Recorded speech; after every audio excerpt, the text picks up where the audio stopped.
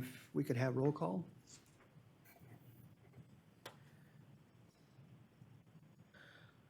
The meeting's called to order at 9:02 a.m. Directors Osborne, Dwyer, Day, Veerkamp, and Anzini present. General Manager Abercrombie, General Counsel Polson, and Clerk to the Board Sullivan present. Before we continue, do you want to just keep moving, or how are you feeling about the screen? Want to go to the first presentation and then see how bad it gets? Yeah. Okay. Yeah, we may have to go offline with technical difficulties, but we'll continue the meeting as best we can. Please rise for a pledge of allegiance and a moment of silence in hopes for peace in the Middle East. I pledge allegiance to the flag of the United States of America and to the republic for which it stands, one nation, under God, indivisible, with liberty and justice for all.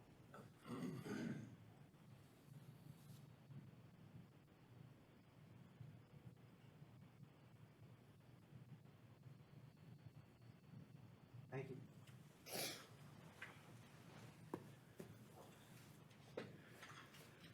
Do I have a motion to adopt the agenda? So moved. Seconded. We have a motion and a second. Is there any public comment, online or in the room, on the adoption of the agenda? Who moved the adoption? Director Dwyer, seconded by Director Anzini.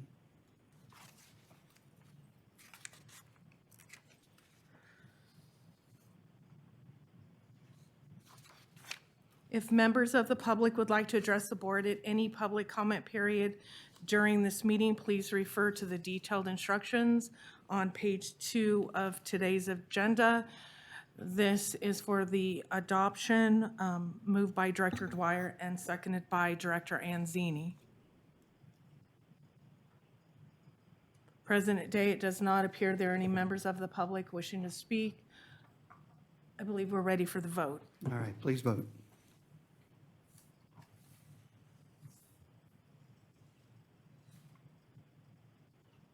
Division 1, 2, 3, 4, and 5, voting aye, motion carries unanimously. We have to pause, actually.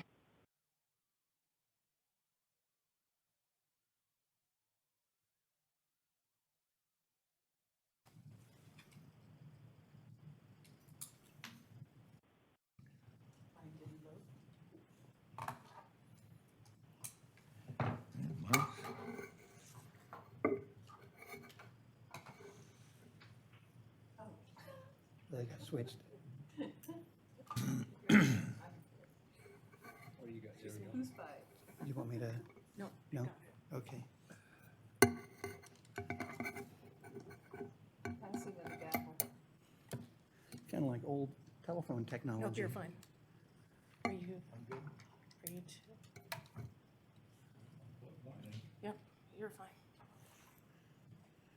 I think because we changed seats. Now, how do we know who's who? Yeah. Yes. Yeah, go ahead. We actually, because even though it was a unanimous vote, I would like to re-vote on the adoption of the agenda, moved by Director Dwyer and seconded by Director Anzini. Please vote. All right, we'll have a revote. Please vote. We're revoting. Oh. Mine's not going on. Director, okay. Yours is actually on. There. Okay, hold on. Please, no one touch anything. Wait, Don't touch it. Wait, No one vote. wait. oh, don't touch anything? Okay, please vote. Now try. Mine does not work now.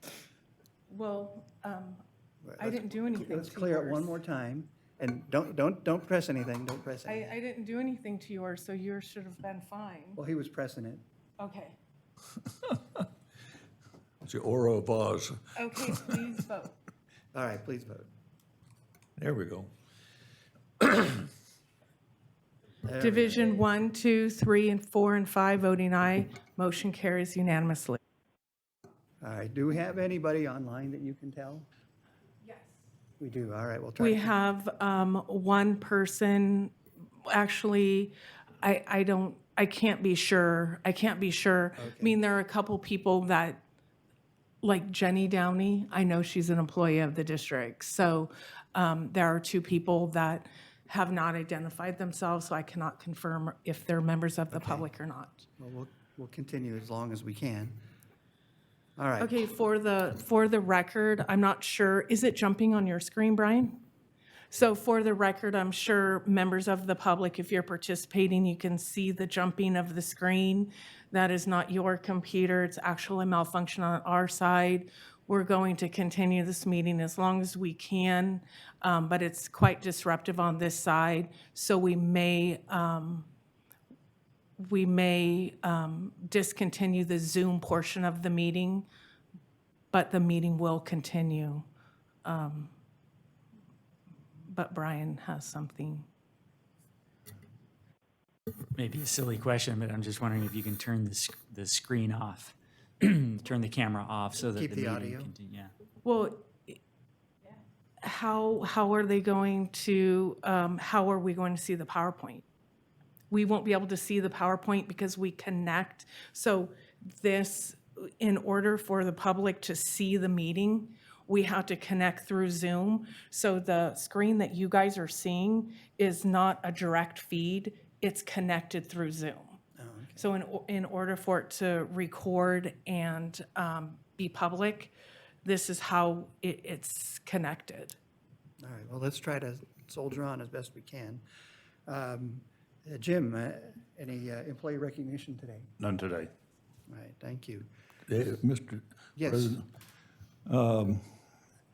I've Wait, not can we addressed. wait till board comments for you, I'm sorry? Director Osborne? Can we Oh, wait till thank Board you. of Directors I'll comments? wait for that. Thank you.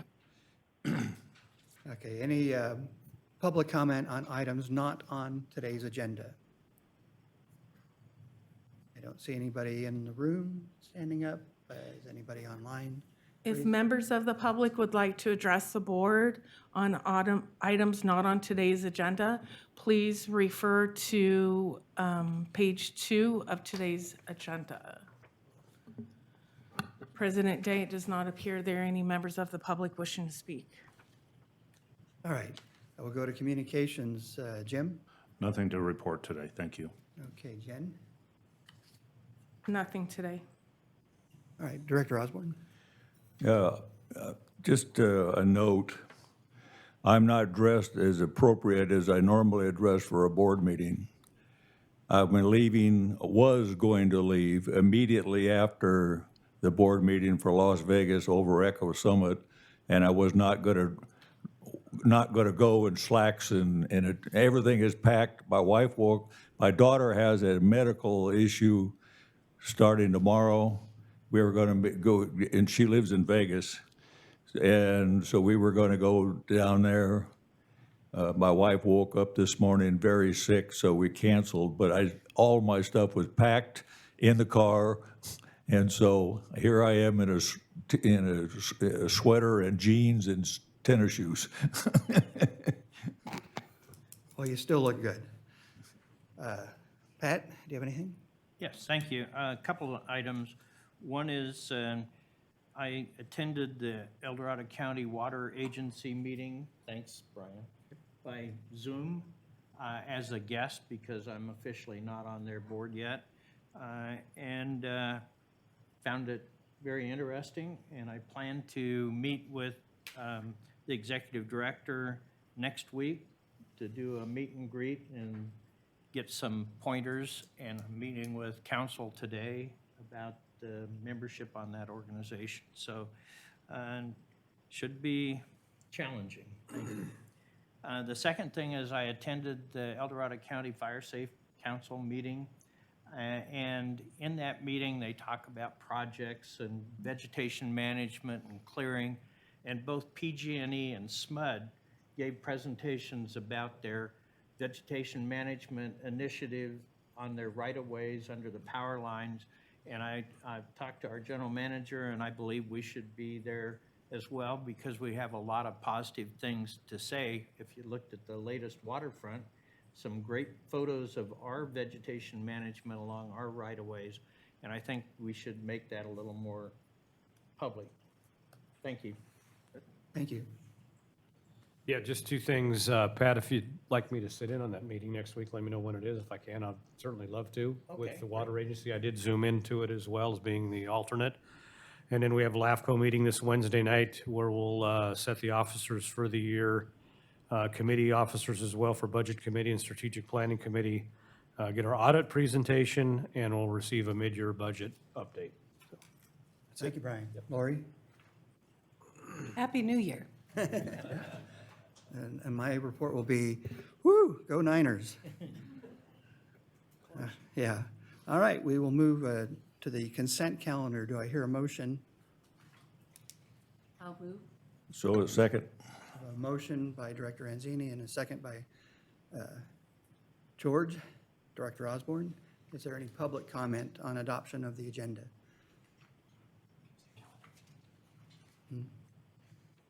Adoption of the consent calendar. Oh, yeah, sorry. Approval, yeah. My eyes were approval looking of at the wrong line. Thank you. If members of the public would like to address the board on the approval of the consent calendar, moved by Director Anzini and seconded by Director Osborne, please refer to page 2 of today's agenda. President Day, it does not appear there are any members of the public wishing to speak on the approval of today's consent calendar. I believe we're ready for the vote. All right, please vote. Division 1, 2, 3, 4, and 5, voting aye. Motion carries unanimously. Thank you. We'll move to Director's Item 13. Director Dwyer? Yes, thank you, Mr. Chair. Just a little background on this item. Director Day encouraged people to provide input on our project, on our 218 process, and I received about 63 emails, primarily from two camps, the Cameron Park Country Club interested parties and El Dorado Hills, and many of them encouraged us to look at our cost to see what we could do. I answered each one of those emails individually and said why I thought it was important for us to spend the money to maintain our infrastructure for the security of our water system, security and reliability. And so I started looking at cost, as I said at the last meeting, and many of our costs at any moment in time, we don't have a lot of flexibility to do much about them until it comes to appropriate time when contracts are up and that sort of thing. But I did think that we should look at the top. And since look at ourselves, it's kind of like that before you accuse me, take a look at yourself song. And so we should, as a board, look at our compensation. We are, without a doubt, the highest compensated board within our area of all the water companies and regions. And so I proposed last time that we eliminate the board benefit of full health coverage for the board member and partial for the family, and say that we eliminate that. I proposed last time that we eliminate it in April, I think, but after talking to council, who said the board can do pretty much whatever they want to do, but then a little soul searching and say, what's really the right thing to do? So I'm going to move that we eliminate that benefit and as of the end of the term of our board members. So that's my motion. Do I hear a second? Second. All right, is there any other board comment? Sorry. Just a couple comments. A lot of those same people sent emails to me, and I did have dialogue with them. one-on-one, face-to-face discussions, and none of the questions that I had was, you are making too much money as a board member. The questions were, how do we reduce our costs as a golf course? How do we reduce our costs, especially in the Blackstone, and in Serrano? How come I have to pay more than others? It was a flat-off 12% increase for everyone, which of course I want to make sure everybody understands I did not vote for. When it comes to looking at the top, I appreciate the fact, Director Dwyer, that you're looking at that. I want to know what agencies that you looked at. Just saying it, I believe that you're incorrect on that. Medical benefits are only used by one board member here because he works. And I truly believe that the opportunity for someone to be a leader, including their knowledge in water, or if they come from a fire board or whatever, may handicap them from even becoming an elected official.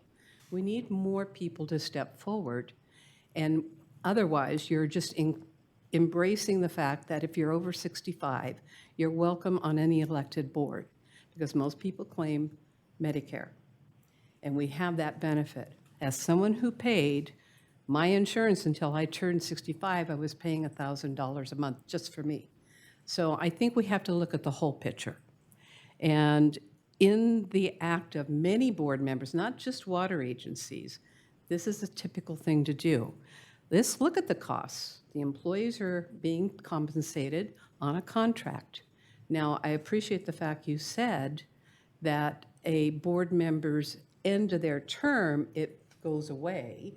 But I think that it also encumbers someone who wants to be an elected official, to work and be a committed civil servant as a volunteer, to be penalized. And that's my comment on it. Director Day? Yeah. Yeah, I would concur with Director Anzini. There's not a lot of perk related to elected boards.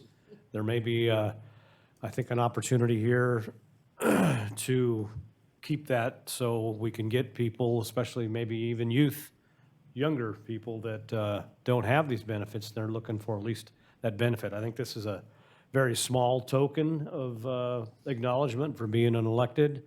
I appreciate, Pat, you moving it towards the end, or to the end of somebody's term. I know when I was a board of supervisor that when we looked at salary adjustments and so forth, they couldn't be done until then. But still, I think this is just splitting hairs.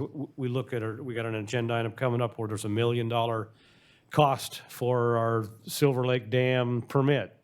For crying out loud, we're talking peanuts here, and I think it's an option for this board to attract future members and future electeds, and I want to keep it in there. Thank you. Is there any, George, go ahead.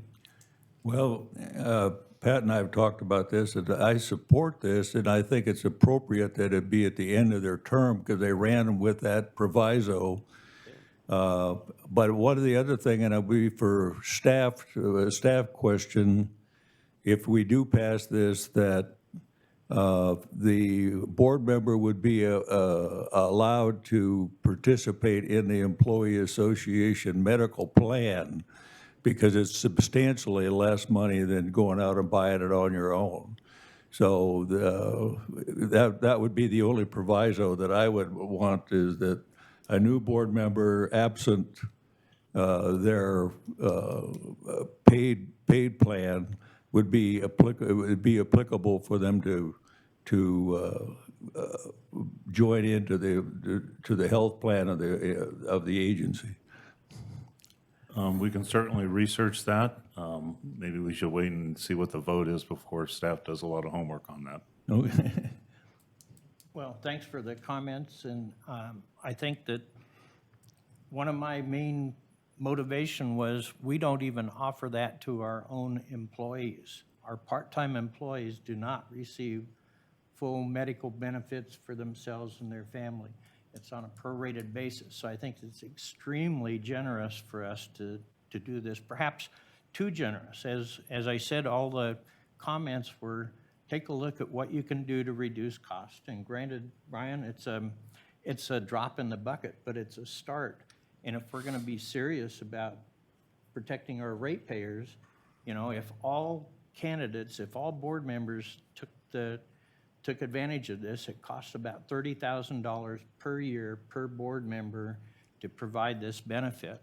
That's $150,000 if all 5 of us took it. And over the term, that's a lot of money. It's $2 a year per ratepayer. You know, we said, oh, $2 is nothing. Well, the difference between 8% and 12% was $2 a month, not a year. So I think we need to look at what we're giving to our own employees and reassess what we're compensating the board members. We're also one of the only agency that gives an allowance of up to $5,000 for other uncovered medical expenses on a reimbursable basis. I think that's very generous as well. So, you know, I think that granted that we need to have people that are younger perhaps and more energetic perhaps involved, but board membership shouldn't be motivated by money. Board members should be motivated by the willingness to do public service and improve our public agencies. End of comment. All right, thank you. Is there any public comment on this item in the room or online? Jen? If members of the public would like to address the board on Director item number 13, moved by Director Dwyer and seconded by Director Osborne, please refer to the detailed instructions on page 2 of today's agenda.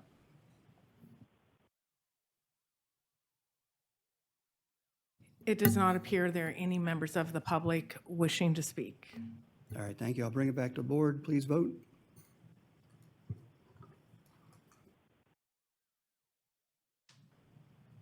Division 1 and 2 voting aye. Division 3, 4, and 5 voting no. Motion fails. Thank you, Jen. All right, we will move on to action item number 14. Mr. Wilson.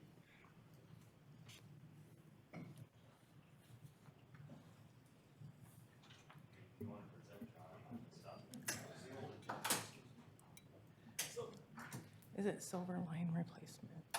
Service line? Yeah.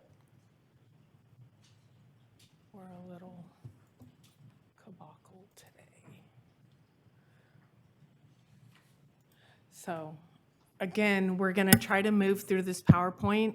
However, if the screen is jumping as bad, we may need to end the Zoom session and continue the meeting without the Zoom session. So just for clarification, the public meeting will continue without the Zoom option. We're just going to see if we can muddle through here.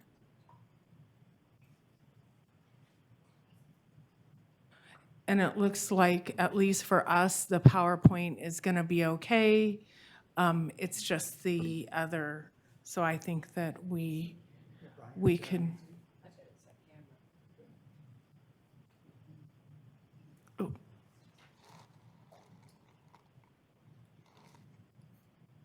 Go ahead. Ready? Yep. Good morning, Board. Patrick Wilson, Drinking Water Operations Manager, here today to present a funding request for the service line replacement project, our internal capital improvement project, as well as kind of a board update for what was accomplished in 2023.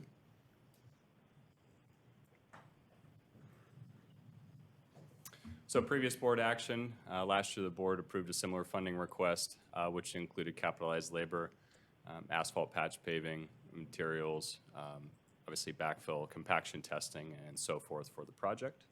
Next slide. So just kind of an overview of the drinking water system. We currently have 44,310 water service lines. Last year we replaced just over 550 service lines at 552. So our leak rate is still way above the national average, and we are still seeing an uptick in service line failures through the years. We still have about 19,534 polyethylene service lines in the system, and those are still continuing to fail within 15 to 30 years on average. Next slide. So our objective is effectively to lower our leak rate to below the national average, with the only possible ways, of course, with proactive replacement, which the board has agreed to do with our capital improvement project crew. And we're strategically evaluating and prioritizing areas to move to next based on leak history, and we're utilizing our IPS, our Hansen system, CMMS. And we're no longer replacing polyethylene with polyethylene for drinking water. We're replacing it with copper. In the recycled water situations, which I'll get to in a little bit, we are still replacing with polyethylene due to the corrosivity of that water. Next slide. So just to give kind of a background, so we established a program in 2020. Within the 5-year approved CIP budget, we have just under $15 million, and this year we're asking for $2.75 million as part of this request. As you can see, with the planned versus unplanned, we're still on the 1/3, 2/3 on the wrong side. We'd like to get the planned up to a 2/3 replacement and have the unplanned down to the 1/3 due to the cost of mobilizing, replacing, and so forth in those situations are substantially higher as opposed to having a planned project where we go forward and are mobilized in an area. Next slide. So our current project is Serrano Village E1. This includes both drinking water and recycled water service line replacements, and we'll get into part of the reason we're replacing the recycled water system in this area as well as utility conflicts, and we'll get to that in a few slides. So we're continuing to reach out to homeowners with letters, which includes the scope of the project, the impact to the customers. The typical duration of outages is less than 2 hours on these when they're planned. The project details, project manager, and we're also posting to the website as well. We include advisory signage entering the communities, and anytime we do have service interruptions that are planned, we do a door-to-door notification at that point. So utility conflicts are pretty rampant, and especially in Serrano. There's a lot of dry utilities, whether it be telecoms from AT&T or gas from PG&E. And that black line that's kind of running perpendicular, that's an old polyethylene line that's running in between all those dry utilities. So as part of this project, we're open cutting in those areas, which is effectively excavating that entire area after we potholed using that vector shown to the right. And we're moving that service line so that we have plenty of clearance in the event that they need to work on theirs going forward. And typically that's a foot of difference between both their utilities and ours. Are you making them deeper then? We're going deeper. Okay, yeah. Yep. Next slide. Yeah, because most of those dries are, at best, they're 20 inches. So we're going deeper. Yeah. So we have two different ways that we replace the service line. Our preferred, oh, sorry, go ahead. Yeah, Patrick, I guess my question is, how did we let that happen? The conflict between our service lines and the other utilities. We require the developer to put in things to our spec. Did we not inspect them well enough, or what, what went wrong? Yeah, absolutely. So we've, over the years, Serrano being kind of an earlier generation of the turn and burn installation, if you will. Over the years, we've gotten a lot more refined with our inspection standards to go out there after the fact with the dry utilities. So when our inspectors go out, we're scheduled to go out and verify a handful of locations now, as opposed to in the past where the dry utilities came substantially later, potentially even to the point where the sidewalks were being placed and the dries were getting dropped in just in front of the sidewalks. Now, in today's rate of inspection, we're actually afforded the ability to come back and take a look at each one of those. In the years past like that, when Serrano was originally constructed, our water and sewer went in so early that we didn't even know there were dries going in by the time the sidewalks were in. So we kind of weren't afforded that opportunity, yeah. With the, so our preferred method is a trenchless service line replacement, and it still has a minor trench to it, but it's substantially less, which you'll see a trenched application next. But that trenchless application, as you can see, we have a pit, and then we're feeding in the new copper, which has got a poly wrap around it. So yes, it still looks like a blue polyethylene pipe, but it's actually a copper pipe. It's pulled through the old poly service tubing by use of a cutting head with the backhoe there, and they're pulling it back to the main in the street. So you can see we're minimizing the amount of excavation. Even with that minimized excavation, as you can see on the lower left and the bottom right, we are still having to do compaction testing on any trench that we do within the county right-of-way. Next slide. In a less preferred method, but when utility conflicts are present, when we've, for example, similar to that one in the very first slide that I showed of the photos, when there's utility conflicts and they are too tight and we do need to provide separation, or there's the inability to pull service in, we do have to turn to an open cut. Obviously, far more labor intensive with excavating and laying new copper service tubing up to the meters. In this case, this particular case, we ended up laying 2 service lines to these 2 meters that were affected as part of this. Next slide. And then as a kind of a final product, so we, in an open cut scenario, and even in a trenchless scenario, we still have to install the tubing, and then we'll do a temporary asphalt patch, and then effectively Vicini, in this case, who's got our on-call, will come back and do a final paving, and then any concrete work that's required, such as curb and gutter or even sidewalk, B&M, who's our current on-call, is performing that work for us. Next slide. So just kind of a background on 2023. So we asked for 4.25 million, and we spent just shy of 2 million. And this funding request this year, we're asking for 2.75 million. We were still able to get nearly almost 552 services completed. However, we're still in a pretty 2/3, 1/3 on the wrong side of that, so our cost is still pretty high. Ideally, we'd like to spend that money only on the service line replacement for the planned as compared to the proactive as compared, to the emergency replacements. That number would conceivably even go down from that if we were able to move in that direction going forward. So Patrick, did you just say that the 1.9 million is both planned and unplanned? Yes. Replacements? Yeah. Okay, thank you. Next slide.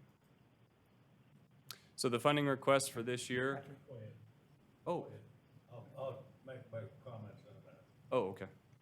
Our funding request for this year includes capitalized labor at just over 1.3 million, asphalt patch paving at 562,526, materials and supplies at 347,694, sand and gravel, backfill material, if you will, is 222,376, and compaction testing for any work within the county right-of-way at 67,319, and concrete remediation services at 185,438. So board options today, our option 1 is authorized funding for the amounts of $1,364,647 for capitalized labor, $562,526 for asphalt patch paving, $347,694 for materials and supplies, $222,376 for sand and gravel, and $67,319 for compaction testing and El Dorado County inspections, and $185,438 for concrete remediation services, for a total funding request of $2.75 million for the service line replacement project. Questions? Any questions? George? This is something that sticks in my craw for a long, long If time. it's a comment, let's wait for a first and second, unless you have a question. Then we okay. can do that I'll now. move option 1. I'll second. Okay, go ahead, George. This idea that one government entity charges another government tax-supported entity for inspections, the people in this county ought to know that our construction inspectors are as qualified as their people are. I mean, and for us to, and it goes up beyond it. If we build something, we got to build it. We got to buy a building permit, and we got to.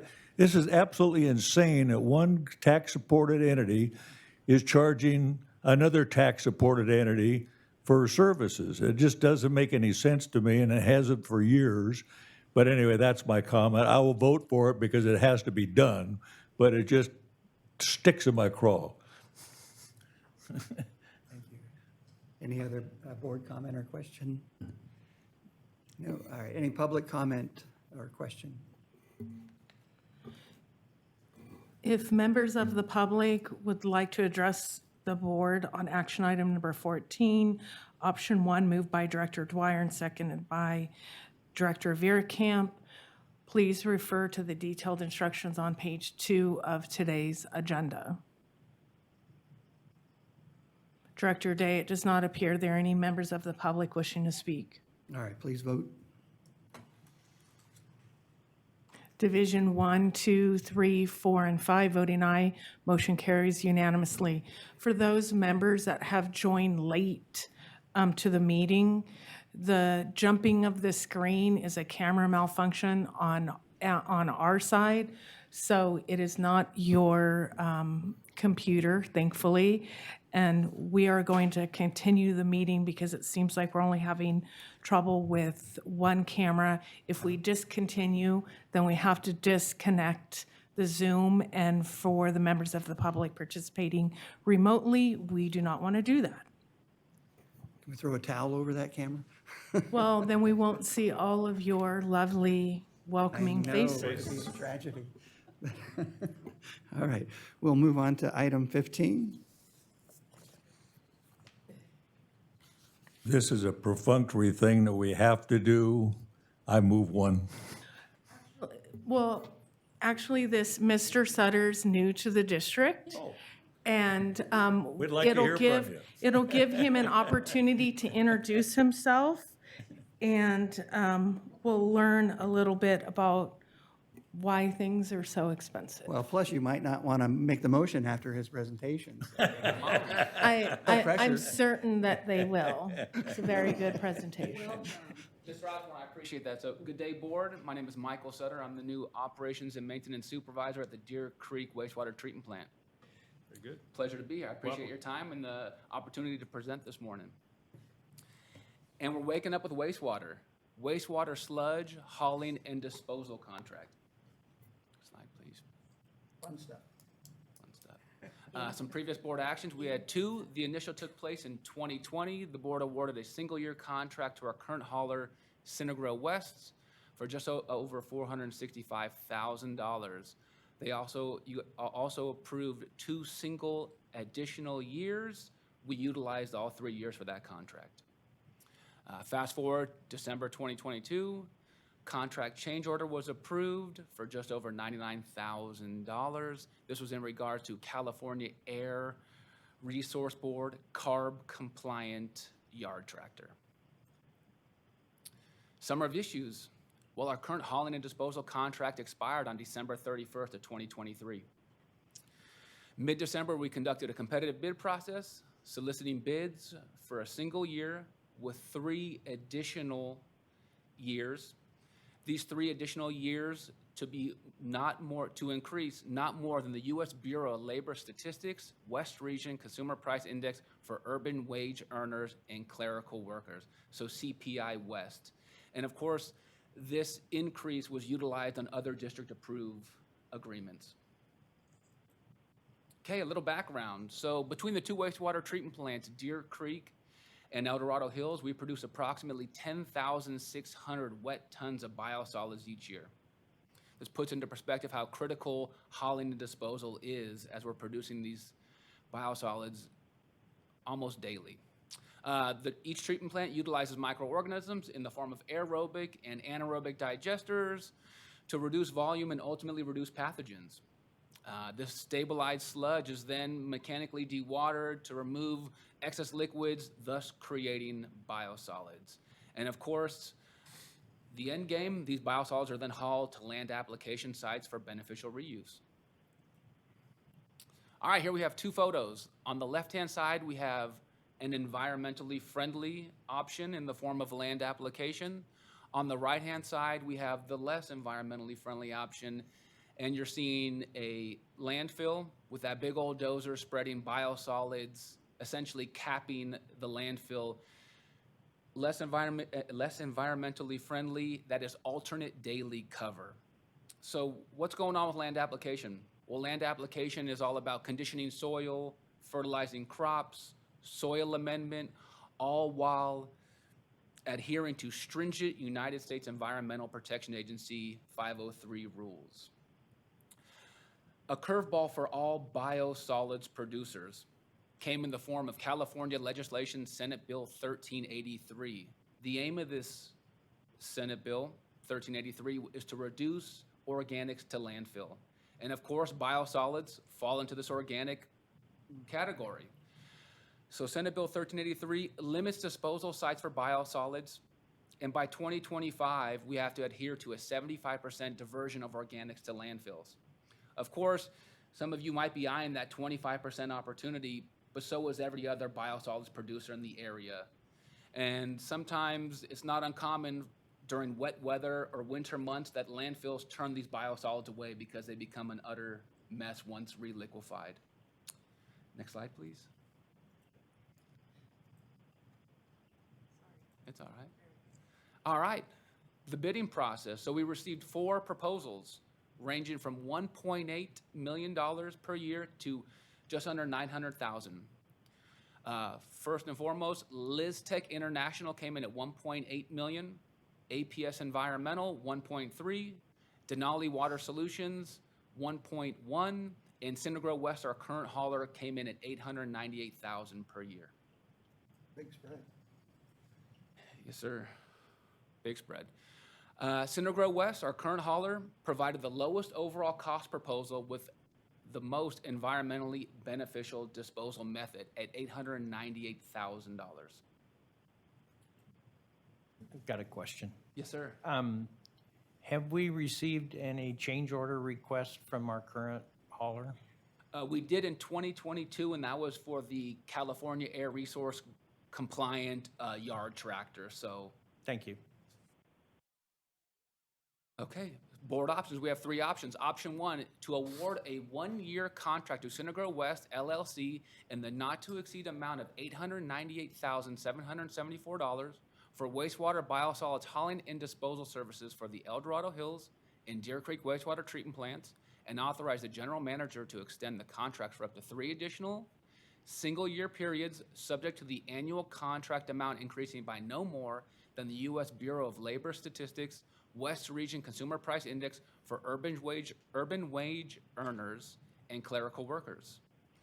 Option 2, take other action as directed by the board, and option 3, take no action. After that excellent presentation, Come on. You're I'll move welcome. one. Second it. Good job. We have a motion and a second. Is there any other board comment or question? Yes, a comment. Yes. I appreciate your speaking skill, and I really enjoy it. Thank you very much. Thank you so much. Appreciate it. We could hear you. Again, Good you're welcome. projection. All right. Is there any public comment or question on this item? Mike, aren't you going to wait for the vote? He's a little cocky. He knows where. I'm out of need to fall in line here. Jen, do we have anybody online wanting to speak? I'm just trying to collect myself. I'm sorry. Trial by fire, my friend. Absolutely.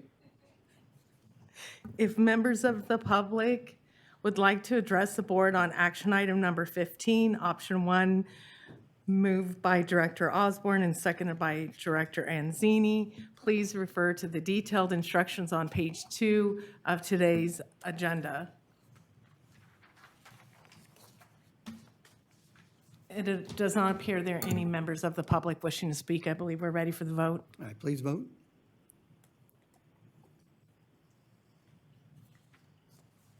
Ready? All right, unanimous your first time. Division 1, 2, 3, 4, and 5, voting aye. Motion carries unanimously. There you go. Appreciate your time. Thank you. Thanks, Michael. Bring back other items too. We would love to talk to you. It makes the meeting less boring. You can't because if you go to this screen, then you turn off. Move on to Item 16, thank you, You need Pat. a report or show something, let me know. Did he take? Excellent, I like that. I've been there before.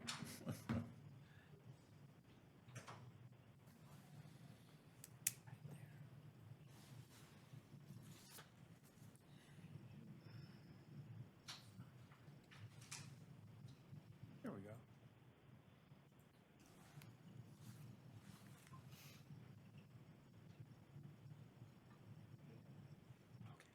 Trust me.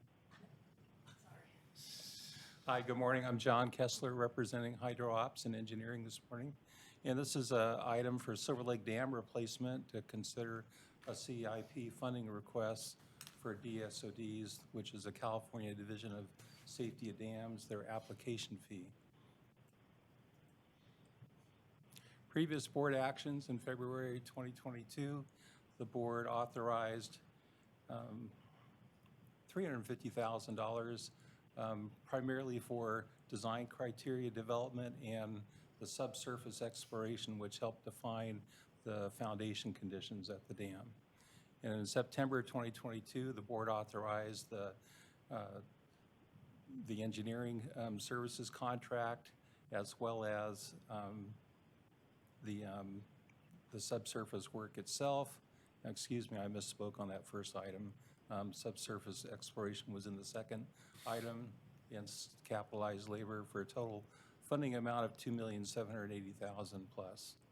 And then in October 23, you know all about the CIP approval. Next. The existing dam, thank you, Jen. Okay.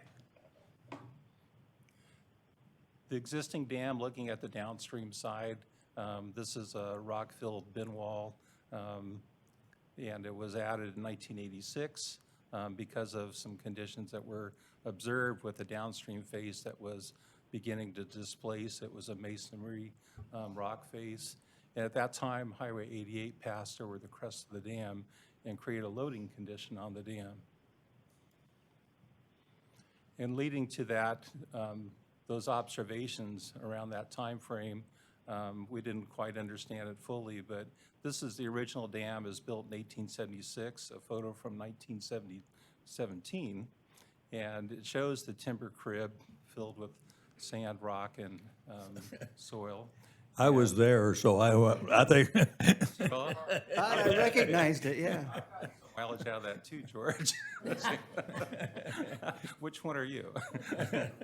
And so over time, the dam was modified first with a masonry rock face, both upstream and downstream. And that rock-filled bin wall you saw on the downstream side. And I'll show you a photo of the gunite face that was later added. But what's occurred because of this original construction and 150 years later is that those timbers are rotting. It's leading to development of voids and loss of consolidation and structural integrity of the structure. So if we look at a cross-section, what's not shown here is the gunite face, but the masonry rock was original, actually an add-on to the timber crib that was here in the central section, masonry rock, and the bin wall here. And this is the upstream face. You can see there's a whole lot of Band-Aids, and we continue to do that in the interim. But this leads to some kind of unexpected drawdowns of the lake in the spring when we fill the lake and we see the actual seepage conditions that caused by degradation of the concrete over the winter. Sometimes we have to draw the lake down in order to perform those repairs, and it jeopardizes our ability to potentially fill the lake before the end of the snow melt. And of course, that could have an impact on our water supply and also on potential recreation through the summer season. Looking at the spillway in an upstream view, we see the two spillway radial gates, but the current structure does not pass a probable maximum flood, which is a FERC design, Federal Energy Regulatory Commission design criteria for the dam. So under the current scenario, if we were to repair this dam, we'd have to basically replace or enlarge the spillway in some manner. Also, there's concerns with seismic stability. So just an overview in terms of issues we currently have. We have the degrading timber crib.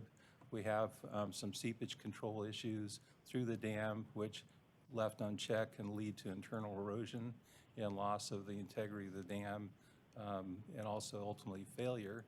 Spillway capacity does not meet the current standards, so under that flood scenario, the dam could overtop and could fail, and also seismic stability concerns. We did look at both repair and replacement options several years ago, and the issue with repair is that grouting of those voids is something that's only temporary because the timbers will continue to rot. So we'd be back at replacing or grouting again in subsequent applications. And we would also have to modify the spillway. And when you look at that complexity of a repair job, it just made sense to begin with new. So that's how we derived to the current plans to replace the dam. And just to note that the dam is carefully inspected by our own personnel, by me, by FERC and DSOD on an annual basis. And once every 5 years, we have an independent consultant come out and also offer their opinion as to verify the dam is safe for continued operation. Mike, can you tell us what the consequence of the dam failure would be? What downstream communities or resources would be affected? Certainly. So in the near proximity, we have the Silver Lake West Campground, which is the side that we operate, and we have dispersed recreation downstream of it.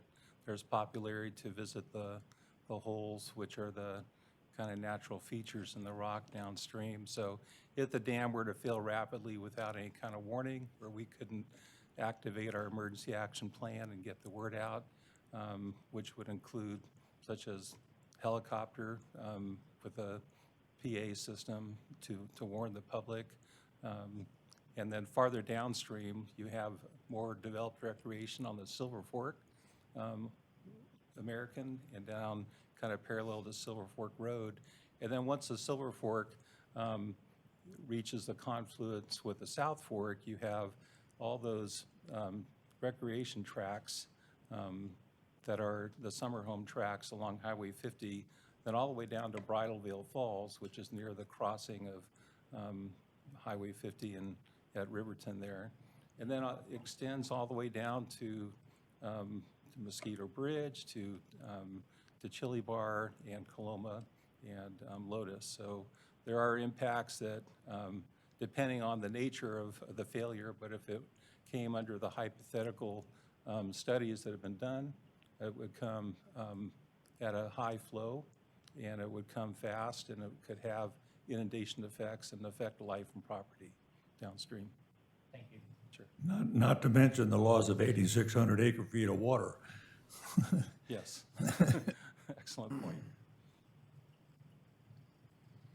So with respect to the DSOD application fee, this is an excerpt from their regs. It says the application for a new dam or reservoir or the enlargement, repair, alteration, or removal of an existing dam or reservoir shall set forth the estimated cost and shall be accompanied by a filing fee based upon the estimated cost and according to the following schedule. So you can see an incremental approach based on that begins with a higher percentage, 3.25%, and then tapers down to a lower percentage as you get into a higher cost. And in this case, our approximate project cost at this time is about $50 million. DSOD has their own categories of costs that they want included. So you can see the estimate under their categories came out at just under $50 million, 48.6. And the total fee estimate based on applying those incremental rates is just under $1 million at just $932,836. And so they also allow for an installment, and the initial installment is 20% of that, which is $186,567. A question for you, is that on an annual basis? No. So here, Director Anzini, if this will answer that question. Okay. So this initial installment of plus is at 30% design. That's what's currently due. And then when we reach and submit our 60% design plans, which is scheduled for next summer, we're expected to basically contribute 60% of the total fee at that time. And the balance, remaining 20%, is submitted at 100% design.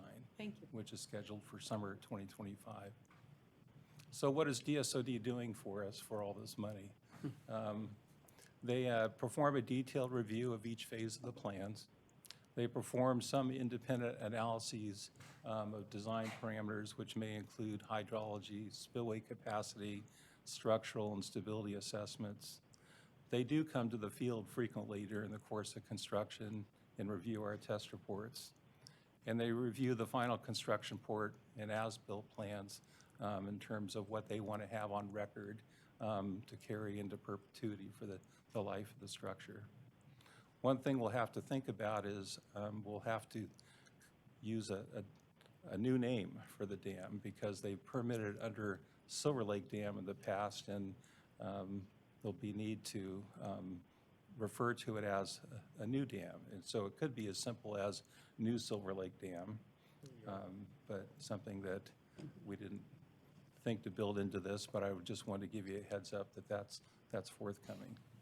Silver Lake, the sequel. Just the Memorial Dam. So now we wanted to just give you a brief status of the project now that we've completed 30% design. We've completed the plans, the supporting design report, the design criteria memorandum. Both those documents, or all those first three documents, are updated according to each phase of development. The geotechnical data report is what summarized the results of the drilling we did, the seismic refraction surveys, and also the sediment depth probing we did in the reservoir. And those 30% design docs were transmitted to both FERC and DSOD during December and are currently under review. So results of subsurface exploration and kind of the planned layout of the dam, we saw good news on our foundation at the dam site. Granitic bedrock typically is massive, fresh, extremely hard, ranging from about 8 to 30 feet below ground surface, generally deepening from left to right across the dam. So here in a plan view, this is the reservoir side, this is downstream, so we referred to looking downstream left to right. So we're basically saying shallow to deeper as we go. And then the reservoir sediment probing found that with regard to planning of the cofferdam installations to dewater the site, the sediment deposits ranging from 3 to 16 foot thick. The 16 was a bit of an anomaly. Most of them were much shallower than that, fortunately. With regard to layout of the dam, you can see that most of the dam's length is now going to be a passive overflow spillway without any gates. The primary low-level outlet is going to be here on the left side, and a new valve house will be here. And we're looking at both a 48-inch and a 12-inch at this point, for the smaller for the kind of day-to-day in-stream flows, and the higher for the more large inflows to manage those. And then we're also looking at an auxiliary outlet. This would be a 60-inch here. And both of these outlets play into our construction planning. Not only do they help us with regard to being able to pass flood flows and manage lake level, but also they allow us to manage basically the construction into breaking into two halves here, the left side and the right side, each at one time.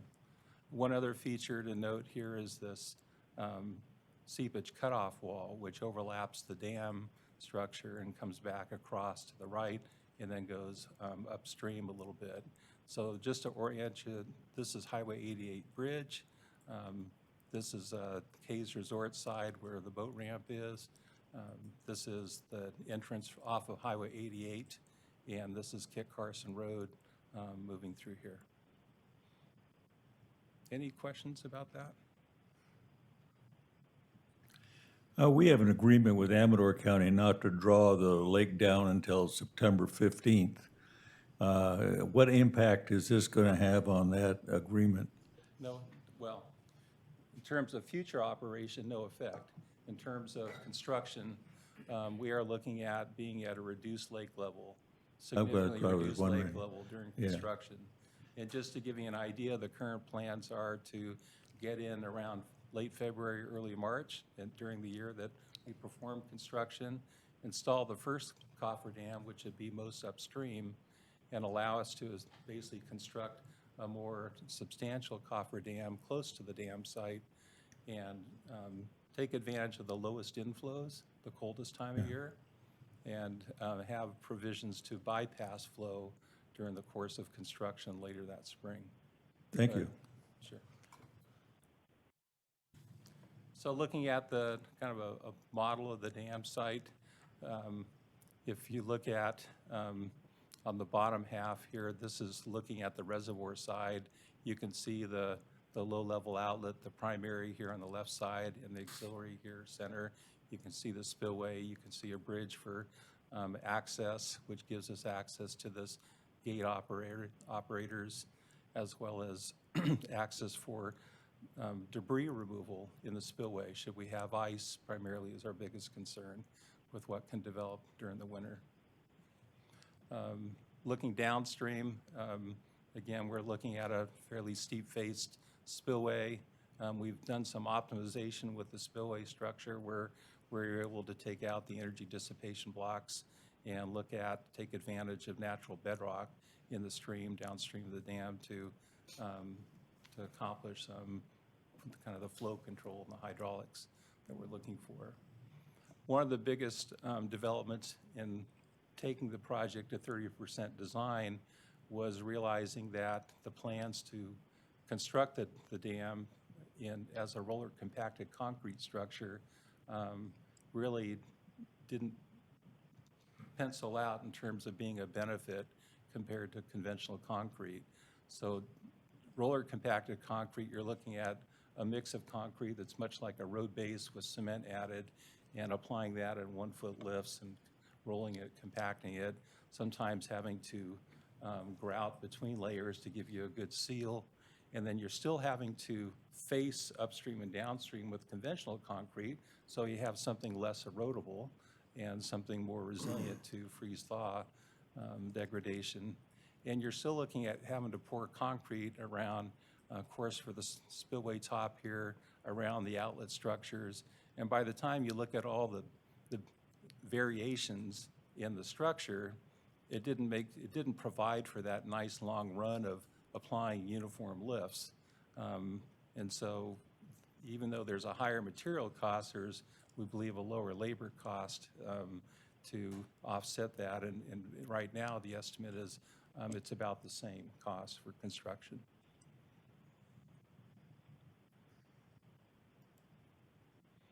This is a view of another existing dam. I don't know the name of it, but this is what the labyrinth spillway would look like when it's spilling.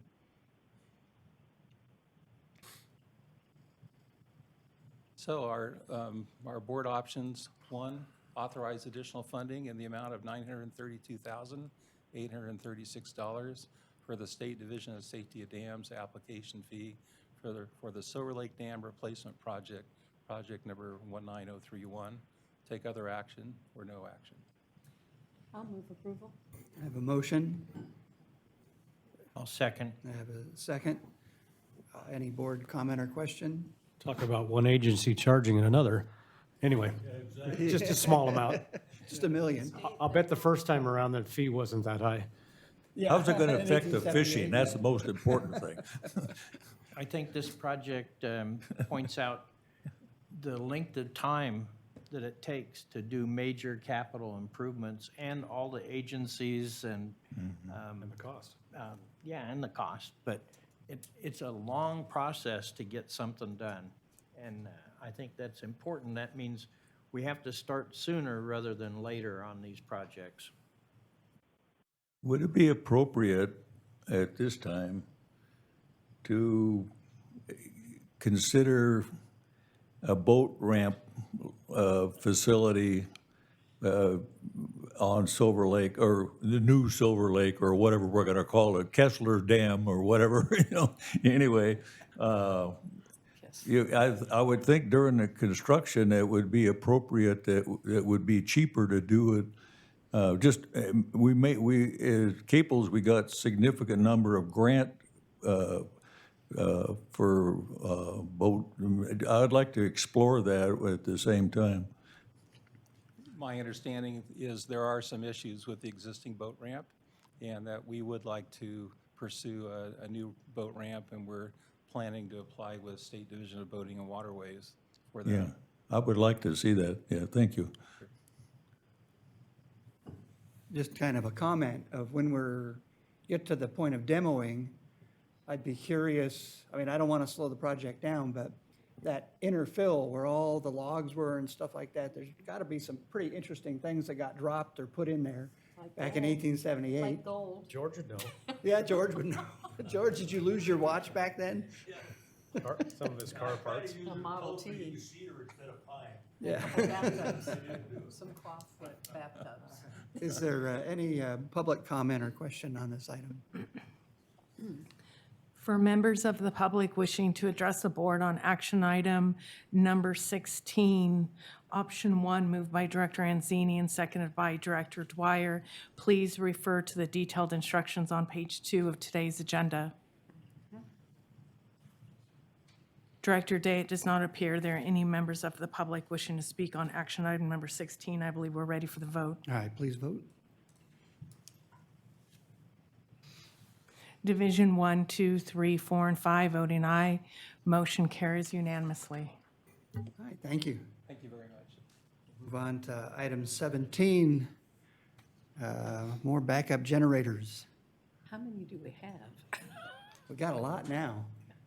Yeah, no kidding.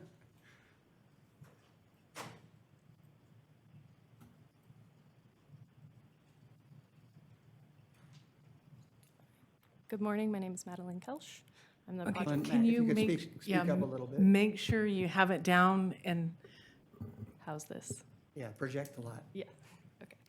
Good morning, my name is Madeline Kelsch. I'm the project manager for the Emergency Backup Generator Upgrades Project. I'm going to be talking today about the construction contract and project funding request. So for the previous board actions on this project, in 2021, the board awarded the design contract for the project, and then in August of 2023, the board approved pre-purchase of generators at 15 sites. Summary of issues on the project. So the district has received approval for over $3.5 million in hazard mitigation funding for emergency backup generators, and like I just mentioned, these generators have already been pre-purchased for 15 critical drinking water and wastewater facilities. A little background on the project. The district applied for this hazard mitigation grant program funding originally for 22 emergency backup generators in 2019. In 2021, FEMA and Cal OES notified the district of funding.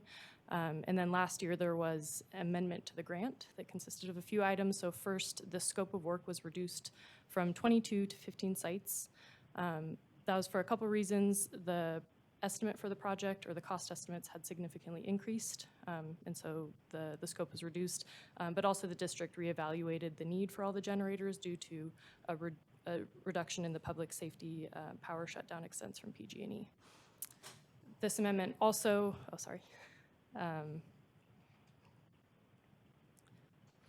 also included a increase in the federal share amount from 1.8 million to 3.5 million. So it's still a 75% cost share that they're providing, but since the project estimate has increased, the federal share has also increased. And FEMA and Cal OES agreed to that. And the time extension was also granted, so now our new completion date is by September 18th, 2024. The scope of work for the project is to install generators and automatic transfer switches at 8 drinking water pump stations and 7 wastewater lift stations. However, this also includes minor civil and electrical improvements at all of the sites. full electrical replacement at 2 sites, and then the testing, programming, and system integration. I just have some images up here. The top one is of our Aerobee pump station. So as you can see, this site will require a new concrete pad and then some fencing to go around the new generator. The bottom photo is of our Res 11 pump station, and this site, as you can see, will require some grading, just minor civil improvements like that. These are 2 of the sites that will require more improvements, so full electrical replacement at our Starbuck lift station and Summit View lift station. These sites will both have expanded footprints, expanded fence lines, and additional electrical will go in. So the construction bidding for this project, we released a request for qualifications in July of last year. 2 of the 5 firms that submitted met the requirements. The district did reissue the request for qualifications in an attempt to increase the bidding pool. However, the second round, we didn't receive any additional proposals. And so we received 2 bids in December of 2023. Big Valley Electric was considered the lowest responsive bid, and they came in just under the engineer's estimate of $2.75 million. The district released an on-call request for proposals for construction inspection services in November. We requested inspectors with electrical experience, and ICM Group provided an inspector with electrical experience at the lowest cost. A-Team Electrical Engineering is the designer and engineer of record for this project, and the district typically retains the engineer of record for construction engineering services. The scope of work for their construction engineering services contract includes review of submittals, addressing requests for information, construction coordination meetings, change order review, and then also supporting the testing and integration. And their proposal amount was $124,880. The schedule for the project is highly dependent on the generator delivery. So even with the pre-purchase of the generators following the August approval, the generator delivery is still not expected until June or August of this year. So if the dates continue, the district will likely be looking for an additional timeline extension from the September date. And these time extensions are available and subject to FEMA approval. The current schedule has project submittals in February, March of this year, and then construction, starting with civil construction in April, finishing in November. But as I said before, there's a likelihood that the timeline will be extended. This project is exempt from the California Environmental Quality Act, as it consists of replacement and reconstruction of existing facilities and then also installation of new equipment. And staff will be filing a notice of exemption from CEQA following the board approval. So this funding request consists of construction contract award to Big Valley Electric, construction inspection contract award to ICM, construction engineering services to A-Team, capitalized labor, and project contingency for a total funding request of approximately $3.3 million. And I'll just to summarize, the district cost share is 25% of the entire project, or $1.2 million. And this funding source will be 50% water and 50% wastewater rates. So option 1 is to award contracts to Big Valley Electric in the not to exceed amount of $2,677,365 for construction, ICM Group in the not to exceed amount of $128,000 for on-call inspection services, and A-Team Electrical Engineering in the not to exceed amount of $124,880 for construction engineering services, and authorize additional funding of $86,000 for capitalized labor and $302,000 in contingency for a total funding request of $3,318,245 for the emergency backup generator upgrades projects number 2140 and 2141. And staff recommends option 1. Mr. Chair, I'll move option 1. I have a motion Second. and a second.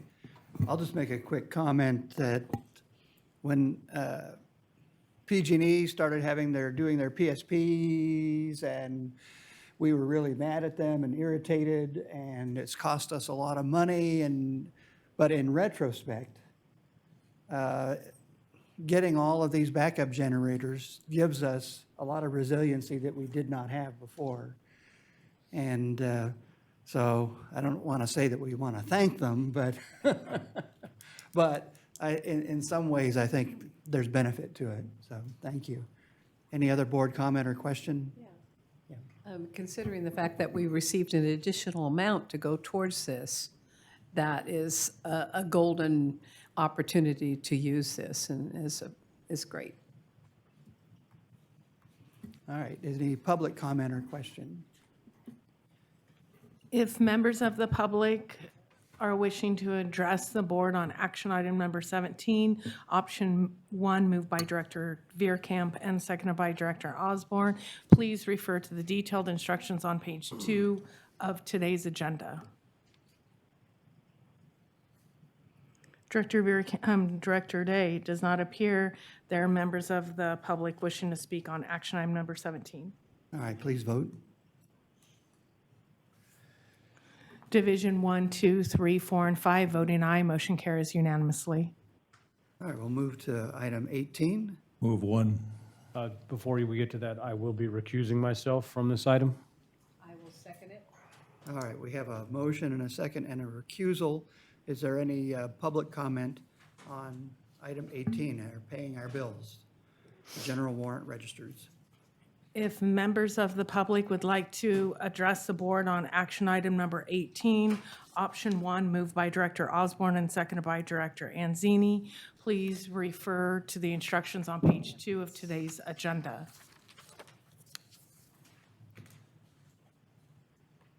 Director Day, it does not appear there are any members of the public wishing to speak on action item number 18. All right, please vote.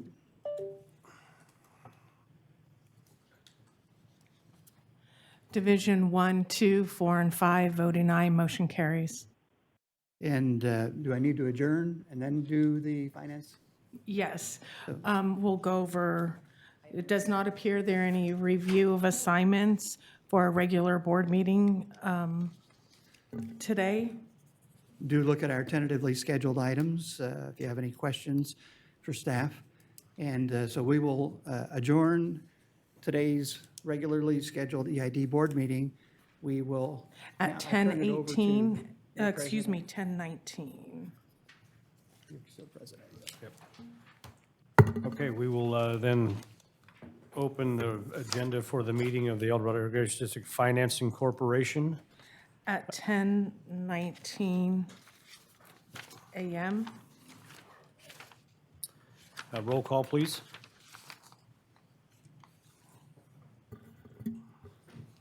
Directors Osborne, Dwyer, Day, Veerkamp, and Anzini present. Chief Financial Officer Bandy, Secretary Abercrombie, and Brian Polson, Council, present. All right, and then we will need to adopt the agenda. Do we have any comments on the agenda from the board? Seconded. All right, we have a motion and a second. Is there any public comment on the agenda? If members of the public would like to address the board on the adoption of the agenda for the EID Financing Corp., please refer to page 2. Please refer to the instruction on page 2. Does not appear any members of the public are wishing to address the board. Okay, vote on the agenda then. Yes. Division 1, 2, 3, 4, and 5, voting aye. Motion carries unanimously. Okay, do we have any public comment on any item that is not on the agenda? Seeing none in the room. If members of the public would like to address the board on items not on today's Financing Corp. agenda, please refer to the instructions on page 2. It does not appear we have any of the members wishing to speak. All right, we'll move to the new business items, and item 1 is the board will hear nominations. Do we have any nominations for, yes, Director Anzini? Yes, I would like to nominate for President, Director Alan Day, Vice President, Director, my God, my brain just. Dwyer. Dwyer. Sorry, I was about it. reading her mind. Now, it's a birthday coming up, forgive me. And who's our current Chief Financial Officer Bandy, Okay. current, and Secretary Abercrombie, current. Okay, all right, so, and Secretary and Chief Financial Officer Bandy. Bandy and Abercrombie as Chief Financial Officer. Or Secretary. Sorry. Do we have a second? I'll second that. All right, we have a motion and a second. I just other- wanna Any cl- competing nominations? Correct, yeah, make sure it's correct. There are no competing nominations? No.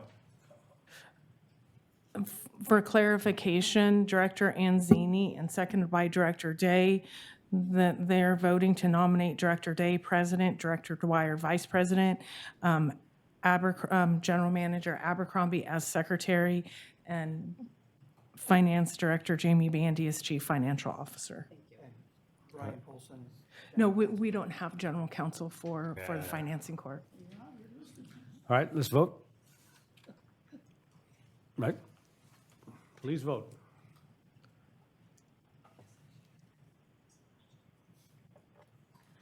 Division 1, 2, 3, 4, and 5 voting aye, motion carries unanimously. Okay, item 2 is approval of minutes of the January 23rd, 2023 meeting. Approval? We have a motion, second. Any comment? Comment from room? No? Online? If members of the public would like to address the board on new business, item number 2, please refer to page 2 for instructions. Does not appear any members of the public wishing to speak. I believe we're ready for the vote. Please vote on the minutes. Division 1, 2, 3, 4, and 5 voting aye, motion carries unanimously. All right, that's all the business of this agenda, so we will now adjourn the finance. At 10:23 a.m. Good, thank you. So it appears that we're done with both meetings, all the business today. So we're adjourned and the meeting will end. Get a new camera.